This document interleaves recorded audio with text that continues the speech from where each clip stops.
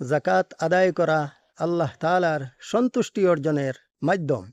কেননা জাকাত আদায়কারীর উপর আল্লাহ পাক সন্তুষ্ট হন। কেননা কোরআনে কারিমে আল্লাহ রাব্বুল আলামিন ইরশাদ করেন, তোমরা যা ভালো কাজ করো আল্লাহ তাআলা তা ভালোভাবেই জানেন। জাকাত সম্পদকে অপবিত্রতা ও কৃপণতা থেকে মুক্ত করে রাখে। নবী পাক সাল্লাল্লাহু আলাইহি ওয়াসাল্লাম ইরশাদ করেন, দান করলে সম্পদ কমে না। সুতরাং জাকাত আদায় করলে আল্লাহ পাক সম্পদে এমন বরকত দান করেন যা চোখে দেখা যায় না, কিন্তু জীবনে অনুভব করা যায়।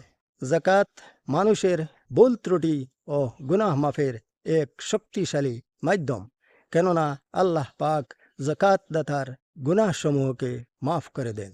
জাকাত আদায় জান্নাতে প্রবেশের অন্যতম একটি শর্ত। যে নামাজ কায়েম করে, জাকাত আদায় করে, তার জন্য জান্নাতের প্রতিশ্রুতি রয়েছে। জাকাত ধনী গরিবের মধ্যে ভ্রাতৃত্ব সম্পর্ক গড়ে তুলে হিংসা বিদ্বেষ দূর করে কিয়ামতের কঠিন দিনে আল্লাহর বিশেষ নিরাপত্তার মধ্যে জাকাত আদায় করে থাকবে। তাই আল্লাহ পাক আমাদেরকে জাকাত আদায়ের তৌফিক দান করেন। আল্লাহুম্মা আমিন।